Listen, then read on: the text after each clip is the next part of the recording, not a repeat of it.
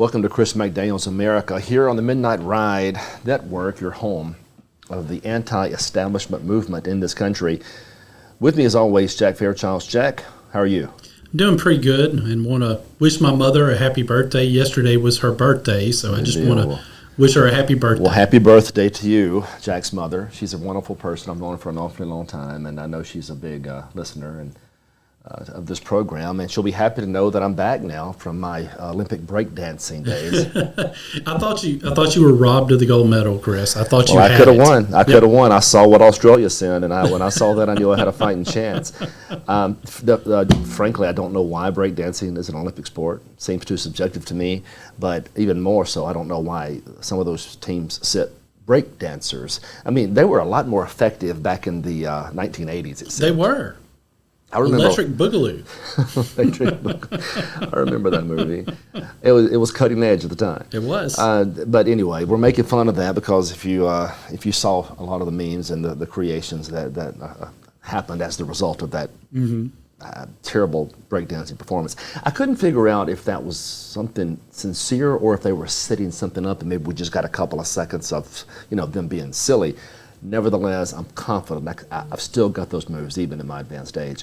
But that's beside the point, because whatever the case may be, it had nothing to do, unlike every other issue we're facing, with a presidential election coming up in 2024. I've never seen people so disturbed, and perhaps rightfully so, and confused, wrongfully so, than I have here recently watching social media and how everyone digests the information relating to the presidential election. I wish, hear me out, I wish for a second that we were this interested in things that happen in the Senate, in things that happen in the House, and things that happen in your state houses, for your governors, lieutenant governors. If we were a fraction of interested, as we are now with what's happening with Harris and Trump, we could save this country. But man, all the eggs are in one basket. All the lunacy is in one basket. And no matter which side you're on, we're expected to somehow ascertain facts from social media right now. And I'm here to tell you, there's nothing accurate, it seems, on social media. I have no idea what to believe. Everybody has a conspiracy. Everybody has a funny story. Everybody has a meme. Everybody has an attack. And somewhere lost in all of that are the issues. Amen. The things that really matter, the things that should move the needle, the things that people should pay attention to. But we've reached this whole new era of low information voting in this country. I'm going to get to that in a second. We've talked about how this country is so distracted, the voters are so distracted. It might even be worse than that. We may be intentionally distracting ourselves. Have you noticed this confirmation bias we all seek, right? When we find an opinion and we think we have formed an opinion, we want to get online and find people that believe the way we do. When we seek confirmation bias, though, sometimes we don't find the truth. Sometimes we find something less than the truth, and that's kind of where we are right now. Now, last night we were trying to find some truth, and what's the best way to find truth? One of the best ways to find it is to see direct interviews, and Elon Musk last night has Donald Trump on his social media platform, X, which used to be Twitter, the artist formerly known as Twitter. Yeah. And I'm not sure what happened. Some people say there was some sort of online hacking attack, and how that works is they'll throw so many different people trying to come online purposefully. In other words, a hacking machine keeps breaking down, and keeps folks from accessing the information. What happened, though, is it wasn't a spectacular performance from the standpoint of the technology. Folks weren't able to watch, folks couldn't see, there were dark screens, there was slurred speech, there was all these technical problems that occurred. Now, we can discern what occurred from watching that. On one hand, it was just technical malfeasance. On the other hand, we try to find positive in that. And what's the positive from our standpoint? We heard all day. More than 1 billion people watched. Yeah. You tell me 1/6 of the world or 1/7 of the entire world watched that? I found that hard to believe, but if they did, I think that's fabulous. Not that it has anything to do with winning or losing a presidential race. Getting to my next point. Jack, pay attention here. Next point. Does it really matter who has the biggest crowds at an airport hangar? No. Does it really matter who gets the most likes on social media? No. does it really matter? Why are we fighting these sub-issues when the world is going to come down to 6 states and real issues in those states, particularly how inflation has impacted people economically speaking, and how illegal immigration has impacted us from the standpoint of being safe in our own homes? There are big questions to be answered, big issues to be decided, but no one wants to talk about the issues. Instead, we're talking about crowd sizes. And as much as we respect and like Donald Trump and we want him to win, can we at least get together and pray that he get on message? That's what I've been saying for weeks now. The days are over, right, where he can say something on Twitter and dynamically change the direction of a race. The press isn't following that any longer. So there was a time just a few years ago that he could say something that was inflammatory or something that was dynamic, and the entire news media would change. That's not happening. So right now, Harris is doing that in her own unique way, and Trump appears to be attacking her in some very unusual ways. Look, I get you don't like the fact that you know somehow she just recently discovered that she was going to use race as an edge in this political campaign. We knew she would. We knew it was coming. But why talk about that so much? We know the crowds are going to grow, at least initially, because there's a ton of excitement right now among Democrats. They finally found a candidate that can put 2 sentences together without being senile, right? But when you attack crowd sizes and then making matters worse, people perpetuate it by sharing memes and videos. And conclusively, she did have a big crowd. Yeah.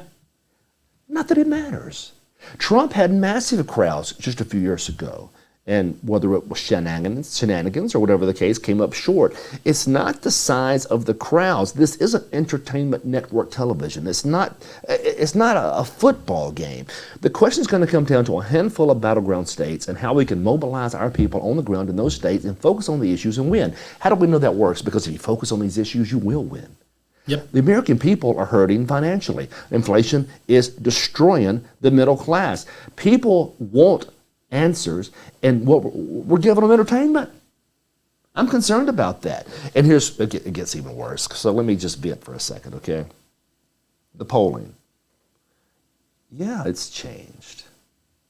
Now, on one side of the equation, they say, ha, ha, ha, we're going to win outright. It's 85 days left. Everybody relax. There's a lot of time, a lot of water under the bridge. On the other side of the equation, it's all fake news. Well, I'm going to tell you something, Jack. When you aggregate those polls, and there's 10 or 12 polls, and you find a common consistent number, well, the outlying data is eliminated by the aggregation of the polling, and it still shows her with a lead. We need to take that seriously. We can't dismiss the polling and pretend it doesn't matter. Now, granted, nationally polling, it doesn't matter a whole lot. Who cares if California pushes the poll slightly ahead of Harris or whatever the case may be? 5 or 6 battleground states is what we need to be watching. Focus on what matters. I think Trump's going to win Florida. I think he's going to win Texas. If he drops one of those 2, all game's over either way. So let's focus, and she's going to win California and the Northeast, right? Yep. We know this. So let's focus on the things that really matter. Speaking of that, debates are on the way, right? Yep. Right? And it turns out that she has finally agreed, and he has finally agreed, that September the 10th will be the day they hold a debate for ABC, on ABC. And I think that will be telling. But again, remember, there's a shrinking number of undecided voters. And a lot of them are low information voters. I'm getting to that in a second. Low information voters, that's Harris's best chance to prevail. Low information voters. It seems to be shrinking, at least among those that are undecided. So you have to ask the question, will one debate change the dynamic? The short answer is, if she's really bad, yes, it changes the dynamic. If she's somewhat stable, which granted the expectations are low because she's not a bright person. No. But she's better than Biden. Much better. So if the expectations are along that vein and she, quote unquote, overperforms, she may maintain that slight lead. The point is, don't panic.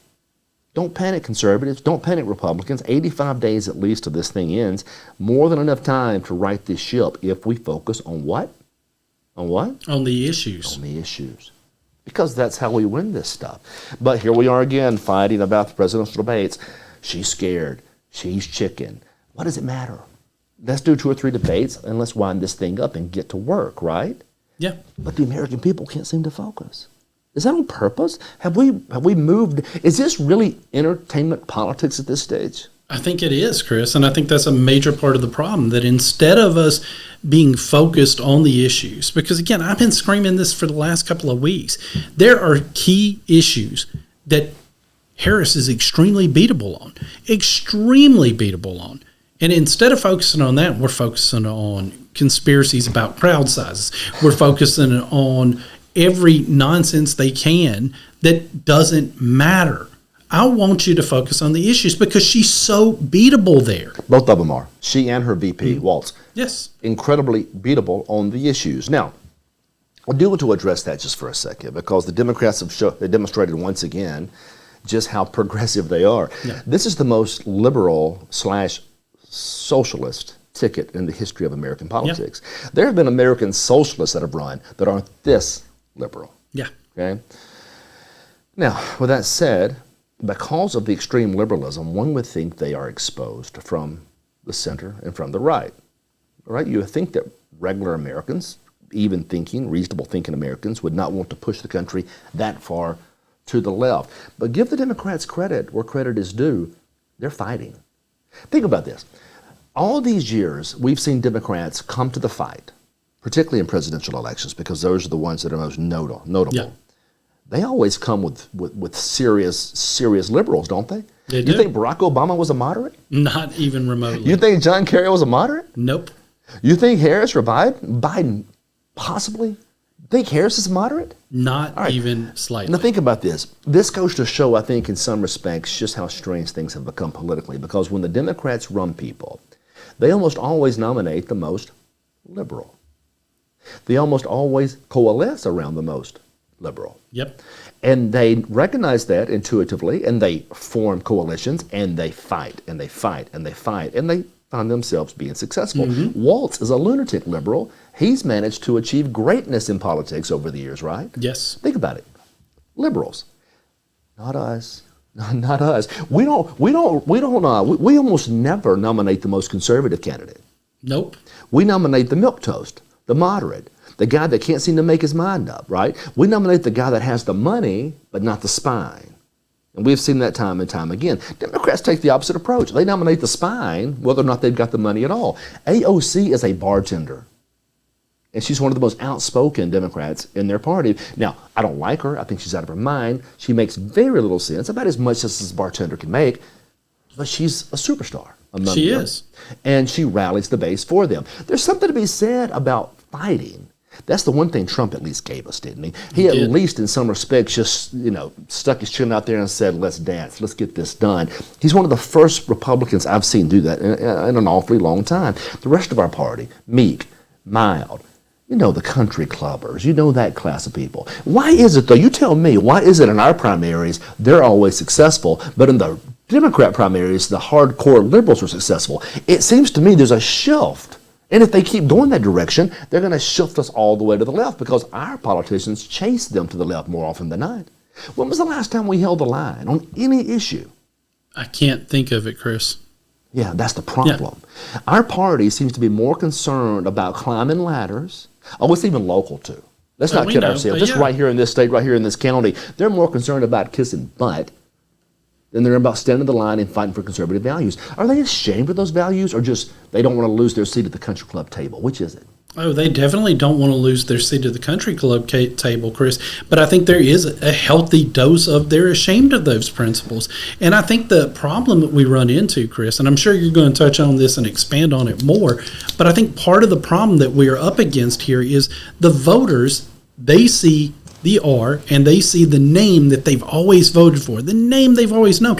They don't bother themselves with looking up at their record. Look, I've served with these cowards. I know who they are. I've been in the back rooms. I know who they are. And they run as conservatives, and they don't have any intention whatsoever of holding the line, none whatsoever. Nope. They want that lobbying. They want that lobbyist free meal. They want those free ball game tickets, right? They want to be able to raise campaign finance cash because they realize low information voters don't give one darn about somebody holding the line. They're more concerned about watching this political entertainment that we're all so accustomed to. If they can stick 25 direct mail pieces in a mailbox, they can crush somebody's life. Yep. right? Meanwhile, the low information voter doesn't care. She's sitting there at home watching Wheel of Fortune. She sees a direct mail out come to her house, and she goes, "That McDaniel boy, he's no good." That's the problem, low information voters. But we always allow the established order, those cowards in our party, to win the day. And then we wonder why it is things keep sliding to the left. We wonder why it is the debt keeps increasing. We wonder why it is that it takes somebody like Trump to shake up the system, because they have placed us in this system through their inaction. Meanwhile, the Democrats, every day waking up looking to fight. Not us. No. We're waking up every day looking to compromise. Waking up every day looking to reach across the aisle and find a new Democrat buddy. That's what we're doing. Yeah, when the face of our party is Mitch McConnell It's and embarrassing. Lindsey Graham, It's I mean, come on. embarrassing. It's embarrassing. If that's the best the Republican Party has, it's embarrassing. Lindsey Graham? Yeah. Take 10 minutes and just Google, what does Lindsey Graham believe? I promise you, you're going to see 76 different opinions on any given issue. The reason is he doesn't have a belief system. No. He's there to kiss enough tail to raise enough money to fool the voters of South Carolina, depending on low information voters to fall right into place. That's all he's ever been. McConnell, no different. As long as he brings pork home to Kentucky, the low information voters, they're okay with that, with the Mitch McConnell highways and the Mitch McConnell buildings they've built. They don't care how far the country is drifted to the left or how incapable he's been to hold the line, as long as he's delivering the bacon. Yep. It's a disease, but they depend on low information voters. Now we're getting to the heart of the show. Who are these people and what are they doing? Because guess what? The Democrats are no different. You don't think Harris depends on low information voters? Absolutely she does. You don't think that Walz needs low information voters when he's talking about socialism and being a neighbor? Hey, these things sound good to an idiot. They do. But in economic practice, socialism Nightmare. takes us always the same direction. But they need the dummies. Now, see, this is going to get me in trouble. But you know who I'm talking about. But you're 100% You know who I'm talking right. about. Yes. He's going to give me free education. There's no such thing as free anything, Slick. Nope. Right? He's going to forgive my student loans. He's not forgiving it. He's passing it off to To me. somebody else, right? It's all these games they play, but they're focused on the low information voter. And here's where it gets really interesting. Remember Jay Leno? He used to go out on the street and he would ask people questions. One of the questions I remember asking, see if you can answer this, Jack. If someone says they're going to Great Britain, what language do they speak when they get there? English. Right? Well, some people say British, right? And that's the joke. And it's funny because you say, well, obviously it's English, but they say British. It's kind of like, what language do they speak in Mexico? Oh, that would Don't you say definitely be Mexican? Spanish. Don't you say Mexican? I started to as a joke, but Right. when you said no, Right. I can't do the joke now. But see, it's funny, but it also reveals something. The reason it's funny, when you go out on the street and you're talking to someone, and they come up with these answers, believe it or not, part of that, they may be stressed out because the camera's on them, but a bigger portion than not represent a slice of the American electorate. We may not want to appreciate that or concede that, but they're out there. It's a level of ignorance about world events, about current events, about history, about politics, and that's who Harris and Walz are depending on to get them over this hump. Think about it. What's their real argument? They say they hate Trump. Yeah.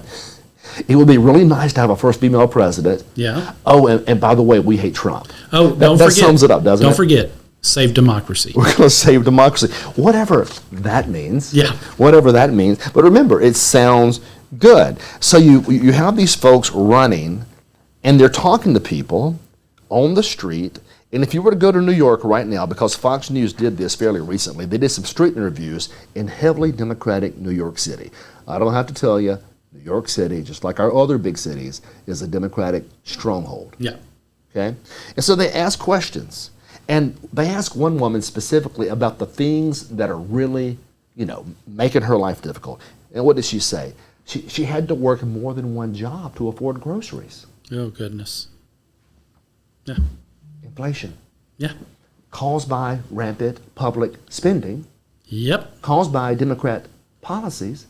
But how is she going to vote? Democrat. Low information voter. She doesn't know what economics is. She doesn't know cause and effect. No. She knows she's hearing somebody say something that sounds really sweet, and she's going to fall for it, and she's going to vote for him. But think about it. So many Democrats are in her shoes, right? They can't afford a mortgage anymore.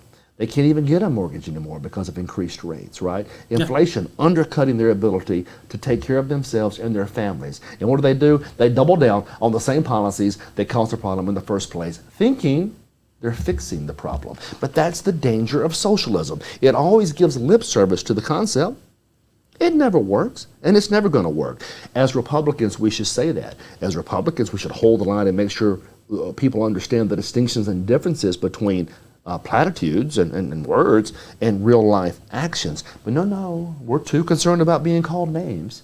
We're too concerned about offending someone, and we keep electing the same weak people, and so the country keeps moving straight to the left over and over and over again.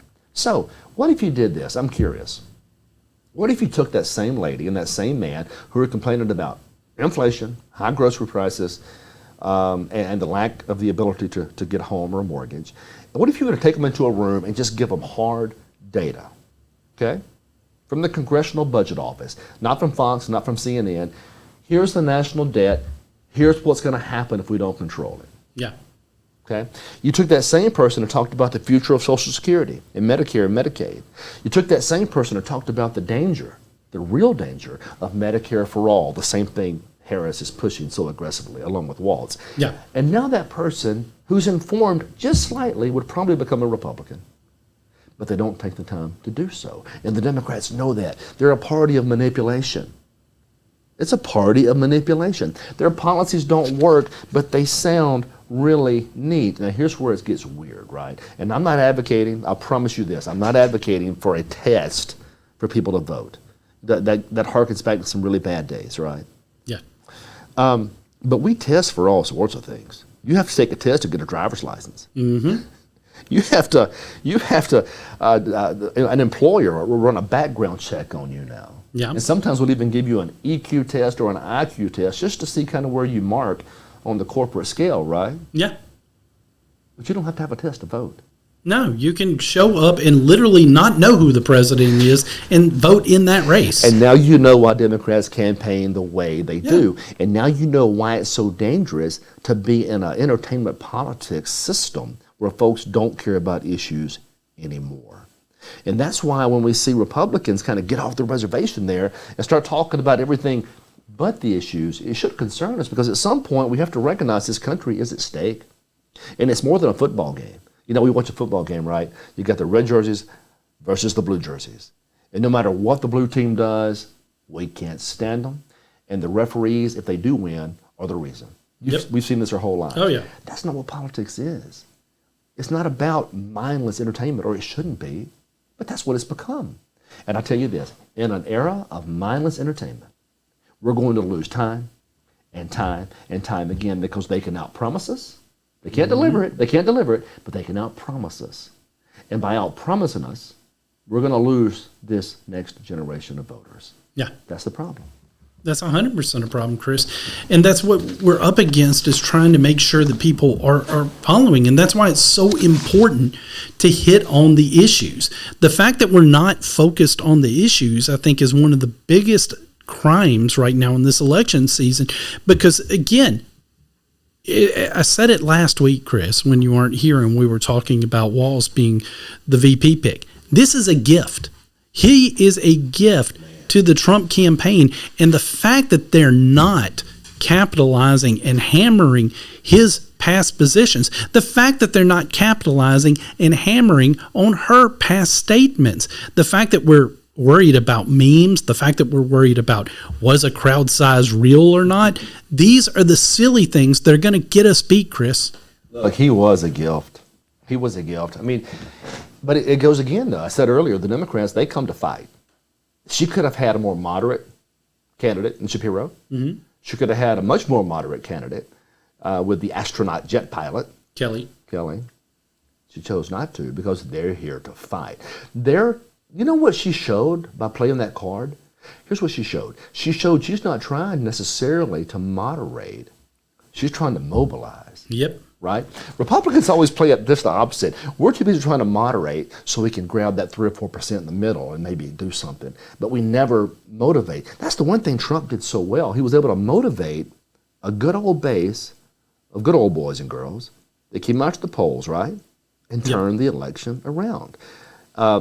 They're taking that playbook now and they're doubling down on it. And here's where it gets really interesting. Remember, they're a party of manipulation. She chose the most liberal knucklehead she could choose. She bypassed more qualified people who, presumably would have given her some gravitas when it came to law and order, structure, and the military, right? Yep. Forget about it. She gets the knucklehead. But the press is trying to save him. Have you noticed this push by the press? They make Tim Walz sound like he's a moderate, like he's right down the middle. Have you noticed that? I have noticed that. Isn't that weird? It's the same thing they were doing for her before he came on the scene. I mean, if he's the middle, we truly are dead in this country. I agree. If this guy's a middle, a moderate, we are dead. Now, maybe the Overton window has shifted so far to the left that he is a moderate now. I don't know. I don't think so. I don't think so either. But you got this guy, the press is pushing it, and they asked Nancy Pelosi just a couple of days ago. They asked her about Walz. Now, Nancy Pelosi has never told the truth in her life. She's a gaslighter extraordinaire. Yep. Is she not? Oh, absolutely. Queen Bee? Speaking of somebody who needs to resign, Yeah. it's not good enough you've left the speaker's position. You've got to go home. How hypocritical is it that she was one of the lead voices in getting Biden to step down because he was too old, yet she's still going to stay there? Well, let me tell you how old she is. She's so old that she says she knows Tim Walz very well, that he served in the House with her and that he's right down the middle. Yeah. What an honest assessment. She doesn't know the truth and never has known the truth, but that should scare you if this guy is down the middle, because what does he believe? Has anybody taken just a moment to try to understand what this guy believes? It's very similar to what Harris believes. What about this? Universal background checks for gun purchases. Yep, he's down with that. All right, here's the thing about that. I even know some moderates that say, well, what's wrong with that? Well, consider who's going to be doing the checking, and consider who's going to create the criteria for the checking. I mean, who's excluded? Somebody that had a slight anxiety when they were 16 years old, someone that took Zoloft for depression when they were 23. What about someone that once went to a militia meeting? See, the Democrats, if you give them control where you have universal background checks for gun purchases, they're going to make the criteria so high that nobody's going to be able to get a gun. This is gun control, and Tim Walz is for it. Gender-affirming care protection, something he supports there in Minnesota. Mm-hmm. Apparently, he's okay when children transition. And he doesn't want anyone trying to stop them from transitioning, much less their mom and their dad. Have we gone to a wacky world when a politician believes that a 13-year-old is not old enough or wise enough to drive a car, is not old enough or wise enough to sign a contract, is not old enough or wise enough to fight in the military, but can change their sex? It's another example that we're living in the dumbest timeline. You don't think those issues resonate with average Midwesterners? You know, those states we're trying to win, they selected this guy Walz because he had this old Midwestern charm. No, he's a snake. Yeah. He's a snake. He may look like a papaw, but he's not. Yeah. Even those little snide comments he made about J.D. Vance. We know who this guy is. He's an old school operative, and he's got a bit of hate in his heart, but he knows how to play the game. What about this one? I thought this was interesting. Free school meals. And you say, well, heck, we already do that. No. He says for everybody, no matter your income level. You say, what's the big deal? What's the big deal? You mean if I'm making $1.4 million a year, my son gets free meals? Yeah. Who pays for those? It's not free. It's socialism, and it's wrong. He says 100% clean energy there in Minnesota by 2040. What does that really mean, 100% clean energy? Is that the internal combustion engine? Is that gas and oil? I think so.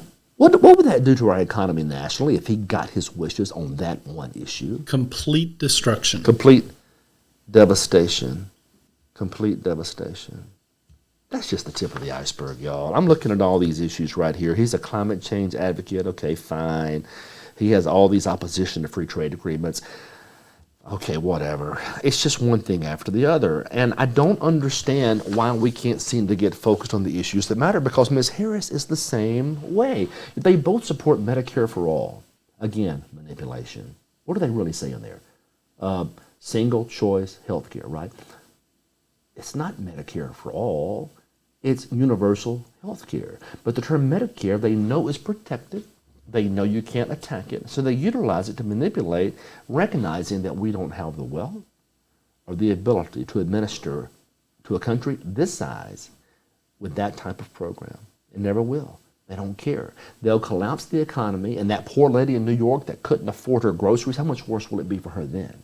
And that man that couldn't afford his mortgage, or for that matter couldn't even apply for a mortgage, how much worse will it be for him then? Both these cats, they believe in criminal justice reform. That's Democrat code words for let them all go free. Is that really what you want? I get the whole second chance mantra, but if you've raped somebody, if you've killed somebody, if you've committed a violent crime, you belong in jail. Yeah. But they want them to go free. They don't want them just to go free. They want them to vote. What will that do to our chances? Now you're not just working with an uninformed electorate. You're doubling down with a dangerous electorate that's going to vote also for the candidate that promises them the most goodies. Yep. It's a perpetuating cycle. Perpetuating cycle. They want to nationalize the issue of abortion. I've seen that. Forget the states. States don't matter. We'll codify it from Washington and force Mississippi to do something the people of the state do not want to do. How is that democratic? It's not democratic in the slightest. Even the term democracy, they bastardized. It makes no sense whatsoever. Reparations. They both support reparations. Yep. I once said, tongue-in-cheek, and it got me in trouble, that if they pass reparations, I won't pay taxes anymore. Remember that? I do remember. Terrible thing to say from 20 years ago. But hey, look, it's coming. And I don't understand the logic behind it because, were you alive in the 1830s? Not. I mean, you look remotely old. You look like you could have been. No. I don't think I look quite that old. I know I look older. I am blown away by the concept that somehow this mass theft and redistribution is somehow even considered reasonable. Even Barack Obama was against reparations. Yeah. Did you know that? Yeah. Did you know that? Yeah. But Harris is for it and Walz is for it. That's how far we've driven from we've driven into loony land. Yeah. With this, okay? I won't even get started. Raising the minimum wage. Again, sounds great. Let me ask you liberals a serious question about raising the minimum wage, okay? When you raise the minimum wage, particularly as to large employers, do you increase the cost of doing business or decrease it? Oh, you increase you would the increase cost it of proportionally, business, a yes. considerable amount. For every entry-level employee you've got, now you have to allocate an additional amount of money just to pay for them. Yeah. Serious question. What do you think an employer is going to do at that stage? Terminate, raise right? cost on goods. And not hire like you would have otherwise. That creates what? More unemployment and more dependence on government programs. So, yes, and the people that need the jobs the worst, the ones that are trying to get entry-level positions, predominantly African Americans and others, now they're frozen out of the system because you wanted to force an employer to do X, Y, and Z, as opposed to allowing the market forces to dictate that cost and that price. Again, it sounds good in practice. It is the way economies are destroyed. It will not work. Even the marginal minimum wage that we've got as a whole has not been good for the average worker. It has not been. You say that, their heads spin, but they're trying to elevate it even more, and they're going to hurt it even more. The point is, everywhere you look, everything they do has one thing in common: destruction of culture, destructions of institutions, and the destruction of the economy. That's the issues. Talk about it. Talk about it. Explain how it is that these young people in these inner cities are going to be hurt by Walz and Harris, not helped. Explain how it is that the economy as a whole, which is vibrant, or it seems to be for the most part, can continue, but only with good conservative policies. And I think that's where we win the fight. I know that because the polls show that most Americans still trust Donald Trump on economic issues far more than they do Ms. Harris. Why not run on that? It blows my mind they're not. It really does. I mean, just insanity, because, again, the issues are there. You just laid out a fraction of them. That's not even all of the ones that you can use. But those are key ones that make this race so winnable. I mean, she is such a flawed candidate. Even the whole locker room, bathroom thing. Yeah. I realized that I know some liberals that are in mindset incredibly liberally speaking from a social standpoint, that even object to men being in the women's restrooms. You know that, right? Yeah, I do. It doesn't poll really highly among Democrat bases, although they do slightly favor it. But the average American voter does not. Talk about it. Yeah. And don't think for a second they won't federalize that issue. Oh, they absolutely are going to. They'll federalize that Yeah. issue if they can. And now Mississippi or whoever else, Alabama, won't be able to stop or take action on that or face some sort of, monies being taken away or some sort of civil lawsuit as a result of it, right? That's right. Here we are in the brave new world of talk means one thing and results mean another. That we watch political entertainment like we watch a football game and lose track of the issues that really impact average, everyday Americans. That we get so caught up in supporting our candidate, we lose our common sense. Yep. I don't want to be like the Democrats. They're lunatics. I want us to be more than that. Fight for our candidate, but do it the right way, not with conspiracy theories. Is that a bad thing? No, it's the common sense approach. It's the approach they should be taking. Speaking of common sense, there is one thing she did that made sense. She stole an idea from Donald Trump. I saw that. Did you see that? Yeah. Yeah, copy and paste Harris there. Well, look, I mean, it's a good idea. But it's one of those things, it's populist in its orientation, but it's a no-brainer. Waiters, waitresses, they shouldn't have to pay taxes on tips. They shouldn't have to report those tips. Give me a break. I've never thought that was a good idea. But let's take that a step further, because Harris will steal the idea from Trump, try to make it her own. The press will assist her. Absolutely, they already are. They'll help her in that endeavor. And now that idea is kind of lost somewhere in the mainstream. But how about we double down on that? Because if it's so good for waiters and waitresses to retain their earnings, what about other people? Yeah, why not? Why not? I mean, after all, people are supposed to vote with their pocketbooks, right? Mm-hmm. Trump needs to make it clear that the tax relief he's going to seek is going to impact every American, not just the rich and the wealthy, because that's their next play, right? What the Democrats always say is they're trying to help the little people, and so Trump's trying to help the rich and the wealthy. There's a way to cut taxes and to benefit the middle class. You got to find that sweet spot. And if you do, you'll have increased consumption, increased spending on goods and services, and you'll drive the economy forward even better for everyone to rise as the waters rise. That's not what the Democrats are offering. Again, it's platitudes, and it sounds good, but if tax policy, that is, abusive tax policy, is bad for a waiter, why isn't it bad for the business owner? That's a good question. And the answer it is, but they'll never go that far, because to Democrats, it's never really about taxes or philosophy. It's about saying the right things at the right time, political entertainment. That's where we are. And the press is going to protect her because that was a good idea Trump had. Well, they already are, because if you look at the way that they reported it when Trump floated it, it was like, oh, this will destroy us. This is a bad idea.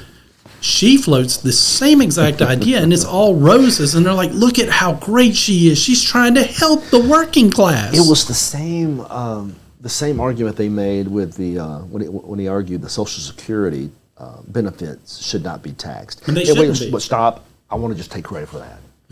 I said that like 15 years ago. You did. I Now, remember. granted, I stole that from somebody else, I'm sure.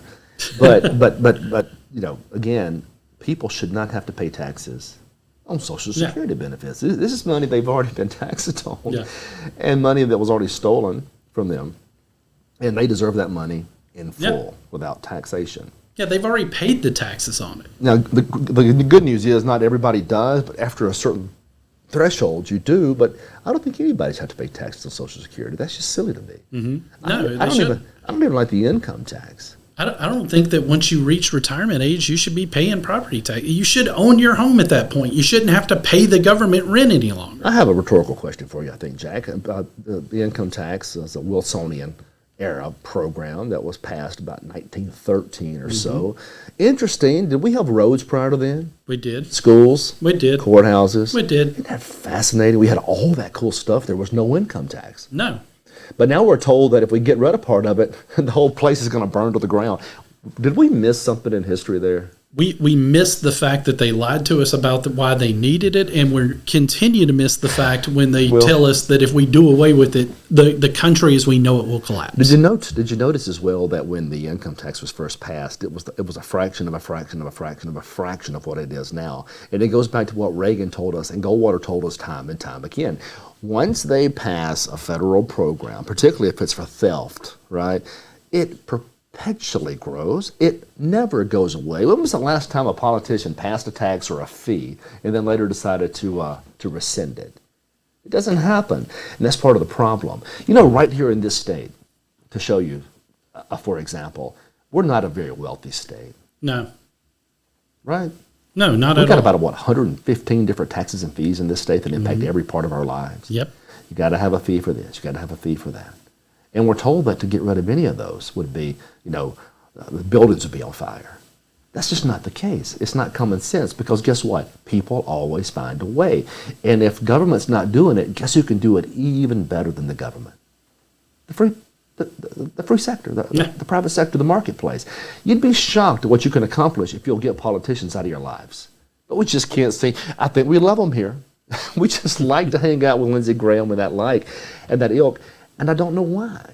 Because it's not the government taking your money. It's not the government making decisions for you. It's politicians doing it. And there's a disconnect there. We can't stand when politicians tell us how to live our lives, but we let them do it through government abuse. Anyway, if we get rid of one tax, I guess the end of the world is near. But the Democrats will never, going back to the point, they'll never agree to rescind a tax. They'll never agree. Do you know why that is? Have you ever given that any thought? Because I think they view it as a power. I mean, I think it's pure power. Pure power. And here's what that power looks like. The Democrats create victim classes, and they need those classes to be successful.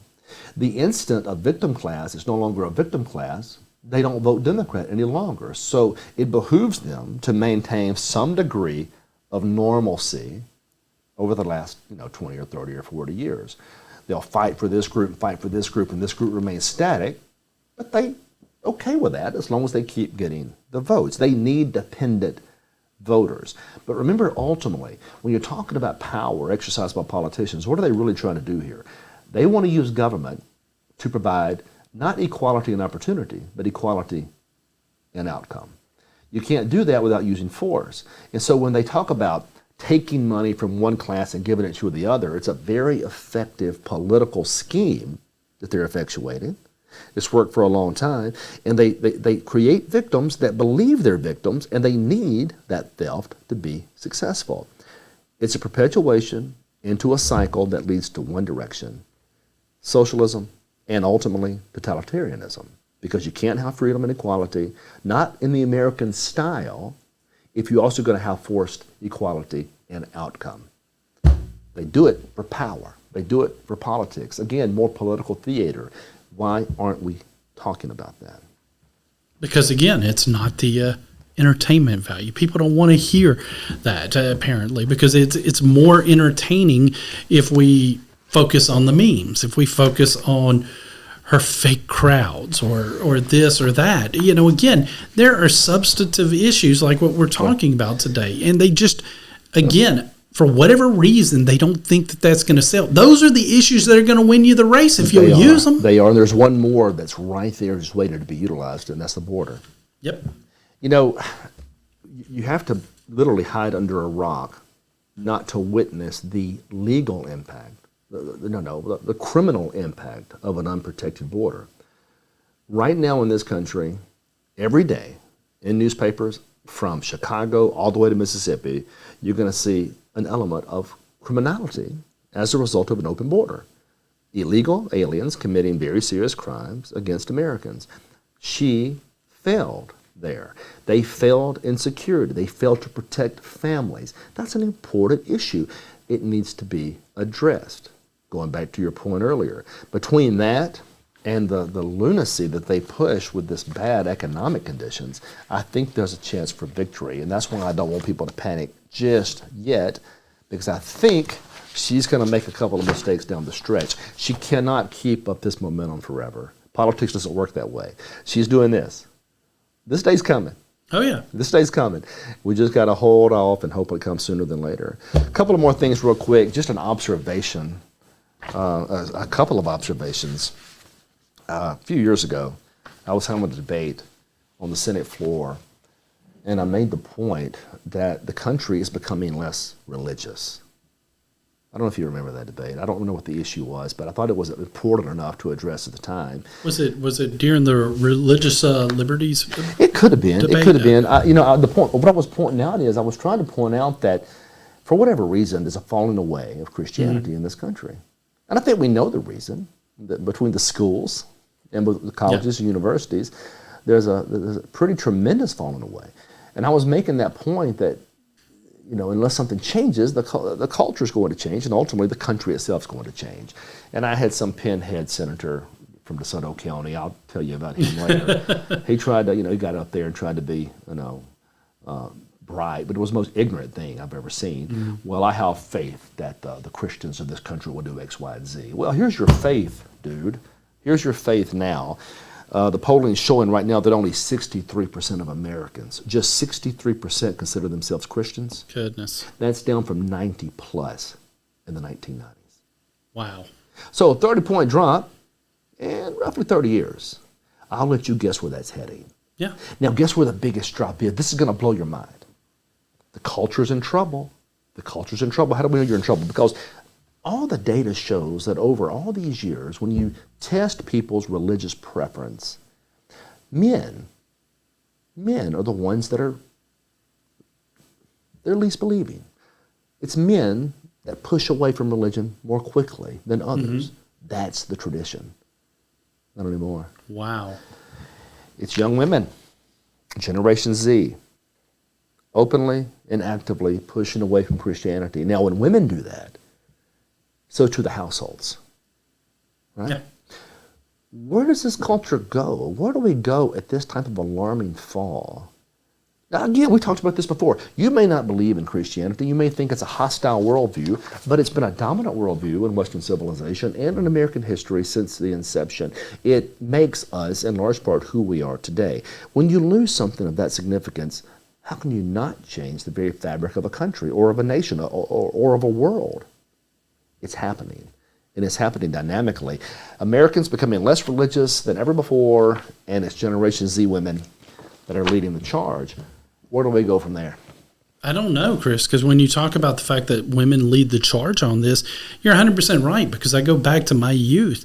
It was my mother that was the one that was driving us to go to church. Not that my father wasn't a Christian, because he was, but it was my mother was the one getting us ready to go to Sunday school, making sure that we went even when we were objecting. And that was the role she played. There have been a lot of country songs over the years about people singing about growing up and how daddy was a Saturday night partier, but mama had the Bible by her bed. Yeah. You've heard these songs your whole life.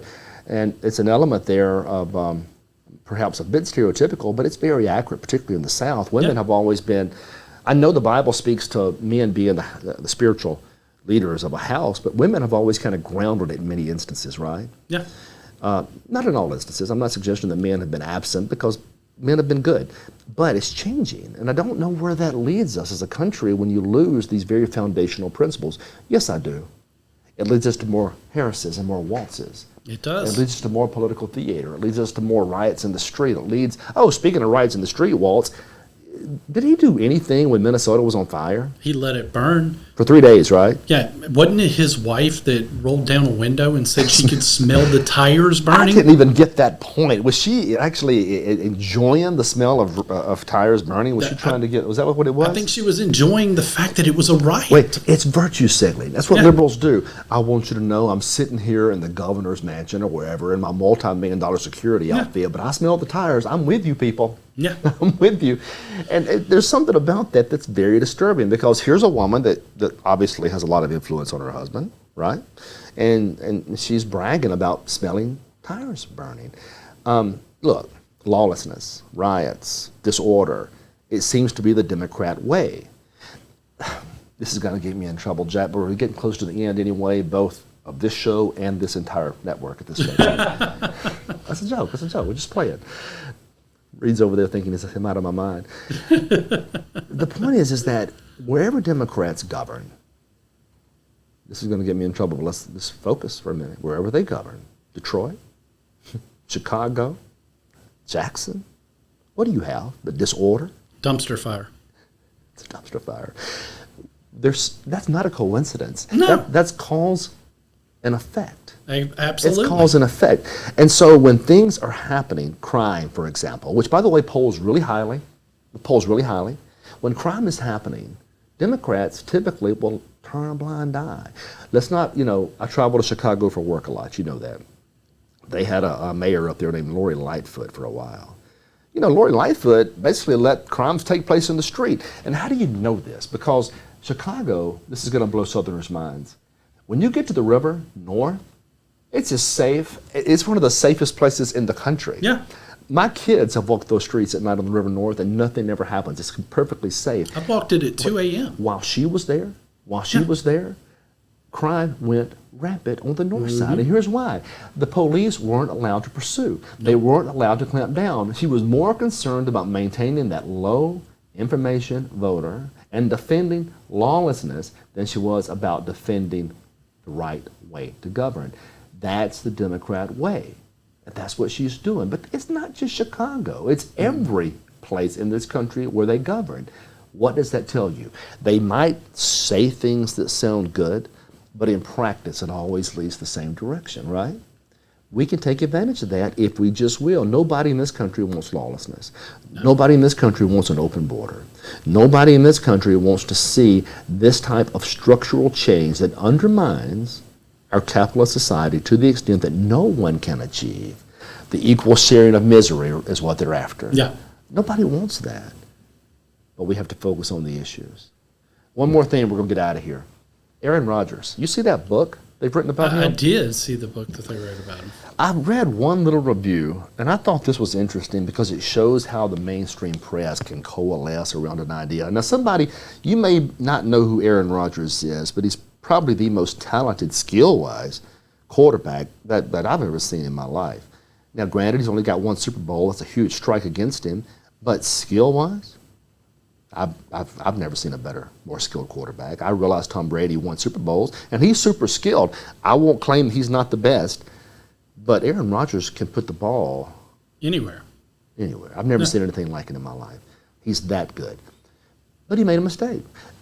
It was the COVID thing. I remember. Mm-hmm. And this whole review that I found, and I won't go into his name, I don't want to glorify it, but it made it sound like Aaron Rodgers is this, Aaron Rodgers is that, but he's a bad man. I have seen that, and again, as a fan of the team he used to play for, I remember when this happened, and I remember before, Aaron Rodgers was a media darling. He was beloved. The moment he came out as someone that did not believe in the COVID vaccine, he was public enemy number one, and they still haven't forgiven him. How weird is that, though? It's ridiculous. It's not like he did anything overtly racist, nope. or he did anything sexist. He wasn't like a bad guy. He didn't hurt anybody. God forbid he had an opinion. Yeah. And it was about the COVID. And they asked him a question, and he answered it with a really clever answer. He goes, well, I'm immunized. Yeah. He didn't say he had the shot. But at the same time, he was immunized, was he not? He was. In his own natural way, the way he chose to proceed. Yeah, and he was actively trying to file an appeal against the league, saying that he had to have the vaccine. So he was actively in appeal. So there's a reason he didn't want to say I'm unvaccinated. But how does that make him a bad guy? It doesn't. Unless you're the American left. And I only bring this story up for one reason. Lord forbid Harris-Walz win. Because they control Hollywood. Yep. They control the universities. Yep. They control the press. So any contrary idea, even minor, you're going to have to face complete annihilation, at least culturally, from the news cycle.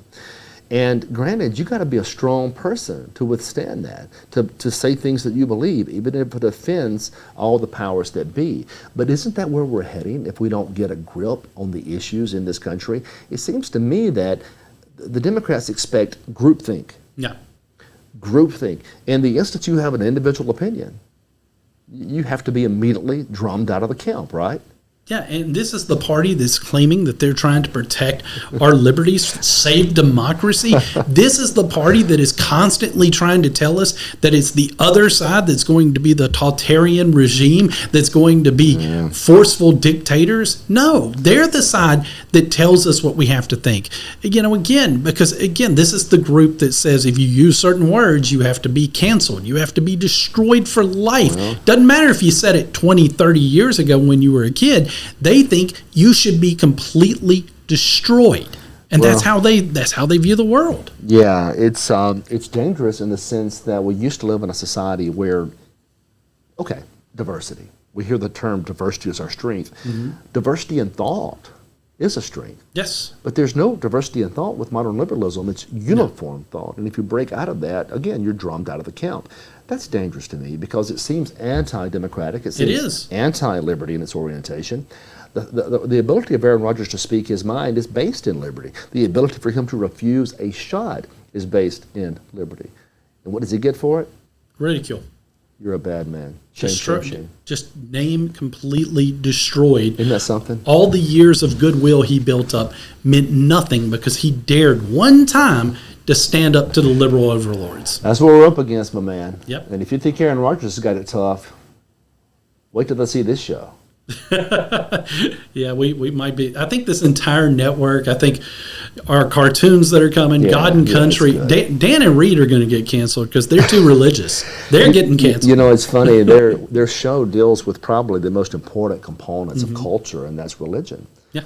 And, you lose that, you really can't hold on to anything else. We handle things from more of a, we handle it religiously, certainly, but cultural and religion things, they're hand in hand, they're intertwined, and if you lose one, you lose the other. So that's one of the things I value about their show. It's Christ-centered. Absolutely. And unapologetically so. So again, I think they get drummed out of the camp before we do, and that says a lot. Yeah, we'll be right behind them, but I think because how much stronger they show their religion, I agree. Leave the door open. Leave the door open. All right, guys, we had a good show. It was fun. Jack, thank you for being here. This is another episode of Chris McDaniel's America here on the Midnight Ride Network, your home of the anti-establishment movement in this country. Thank you for being here. We'll see you next time.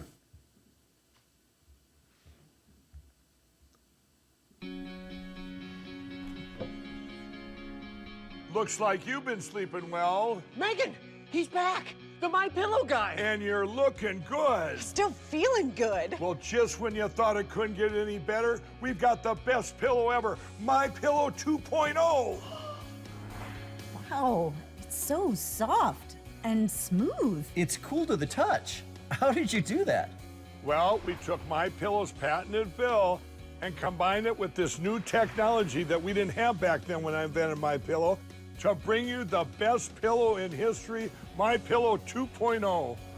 Just like all of you, I never imagined that My Pillow could get any better. That's why I haven't changed it in nearly 20 years.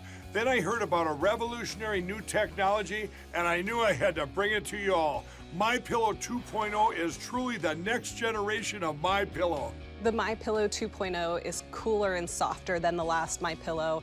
It is so comfortable to sleep on at night. I look forward to going to bed, and I wake up well rested in the morning.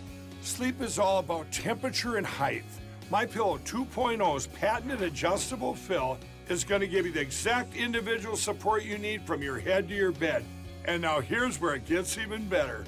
We've all experienced those temperature-related sleep interruptions where you get too hot, you toss and turn, you flip your pillow over to the cool side.